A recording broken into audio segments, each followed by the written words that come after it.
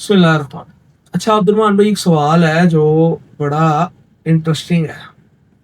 سوال یہ ہے کہ وہ پنجابی میں کہتے ہیں کچھ لوگ، ان کو کہا جائے نا دعا کر لو، اللہ ساڈی نہیں سنتا. لائک ایسے کوئی معاملات ہوتے ہیں بندے کے، اللہ ان کی نہیں سنتا. طیب بھائی، قرآن پاک میں نا ویسے جنرل ایک بات ہے کہ ہر بندہ اگر اپنے اعتبار سے سوچے نا کہ مجھے قرآن پاک کی کچھ ایسی آیات چاہیے کہ جو زخمیوں کے لیے ایک مرہم کی طرح کام کر جائیں، یا ایک ٹوٹے ہوئے دلوں کے لیے تسلی کی طرح کام کر جائیں، ایک سہارا بن جائیں وہ آیات. تو کچھ آیات اگر نکلے جو اس میں ایک آیت بہت خوبصورت سورۃ البقرہ میں ہے. اللہ تعالیٰ فرماتے ہیں بسم اللہ الشیطان الرجیم وَإِذَا سَأَلَكَ عِبَادِي عَنِّي فَإِنِّي قَرِيبٌ.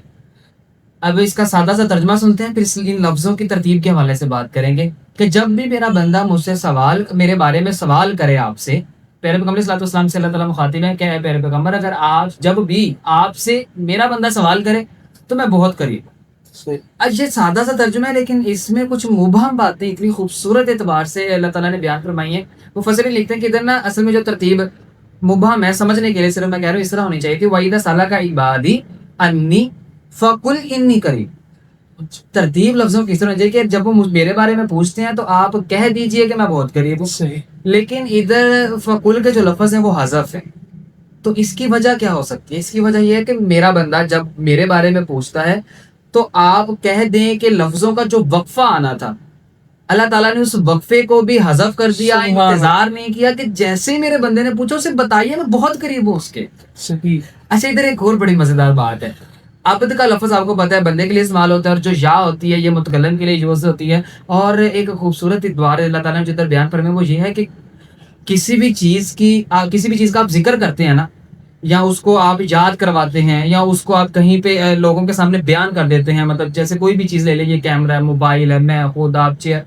لیکن جب آپ اس کی نسبت کرتے ہیں نا اپنی طرف، اس کا مطلب ہے کہ آپ اس میں اپنی محبت ڈالنا چاہتے ہیں. اللہ تعالیٰ نے بندہ کہہ سکتے تھے کہ جب بندہ پوچھے آپ یہ کہہ دیجیے گا، لیکن فرمایا عبادی، میرا بندہ جب پوچھے. ادھر سے ایک بات یہ بھی سمجھ آتی ہے کہ اللہ کے بارے میں جو پوچھتا ہے، سوال کرتا ہے، جاننے کی کوشش کرتا ہے، اس کا مطلب اس کا یہ جاننا ایک پہلا قدم ہوتا ہے اللہ کی طرف. صحیح. اور یہی وہ حدیث مبارکہ کی طرف اللہ اشارہ ہے کہ جب حضرت رسول اللہ نے فرمایا علیہ الصلوۃ والسلام کہ جب اللہ تعالیٰ حدیث قدسی ہے نا، اللہ تعالیٰ فرماتے ہیں جب میرا بندہ میری طرف آتا ہے تو میں دوڑ کے آتا ہوں، وہ ایک بالشت ہے، میں ایک ہاتھ آتا ہوں. اچھا، اسی آیت میں نے ایک بڑا خوبصورت نقطہ ایک اور بیان فرمایا.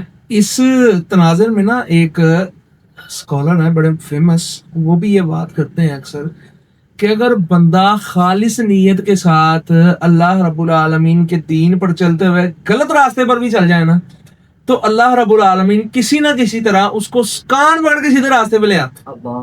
تو یہ اللہ رب العالمین کا اپنے بندوں کے ساتھ پیار، محبت اور کرم ہے. صرف یہ کوشش کرنی چاہیے کہ اللہ رب العالمین کے بارے میں جاننا چاہیے. بالکل صحیح بات ہے. یہ کوشش، یہ عزم اور یہ سفر بہت خوبصورت ہے، اور امید ہے انشاءاللہ کہ یہ سفر پر چل پڑنا ہی بخشش کا سامان ہو سکتا ہے. آپ کو وہ حدیث یاد آ رہی ہو کہ جب ایک بندے نے قتل کر دیے اور اللہ کے راستے میں چلا ہی تھا، قبول ہو گیا نا وہ. اچھا، اس آیت کی آگے چلتے ہیں. وَإِذَا سَأَلَكَ عِبَادِي عَنِّي فَإِنِّي قَرِيبٌ. اس میں دو نکات ہیں ابھی ہم نے ذکر کیا، ایک تو عبادی اور دوسرا اس میں جو وقفہ ہے اس کو حذف کر دینا.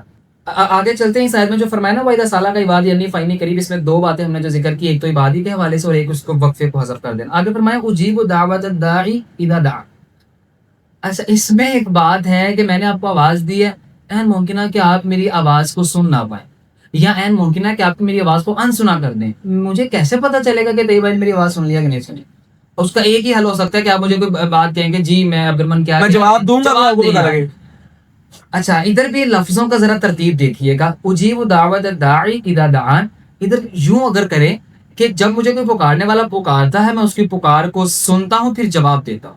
لیکن ادھر پھر ایک لفظ حذف ہے، سننے والا جو لفظ ادھر پھر حذف ہے. اس کی وجہ یہ ہے کہ جب بھی میرا بندہ مجھے پکارے گا، مجھے یاد کرے گا، اجیب، میں فوراً سے جواب دے دیتا ہوں. ادھر سننا حذف کر دیا کیونکہ سن کے جواب دینے میں جو وقفہ آ رہا تھا اس کو پھر حذف کر دیا، صرف بندے کی محبت اللہ تعالیٰ نے بتانے کے لیے کہ میں فوراً حاضر ہوں. لیکن ادھر ایک اور چیز آپ نے سمجھنی ہے، وہ حدیث مبارکہ میں آتا ہے نا، بلکہ قرآن پاک کی وہ آیت ہے نا، اللہ تعالیٰ فرماتے ہیں لئن شکرتم لازیدنکم، میرا شکر کرو میں تمہیں زیادہ دوں. صحیح.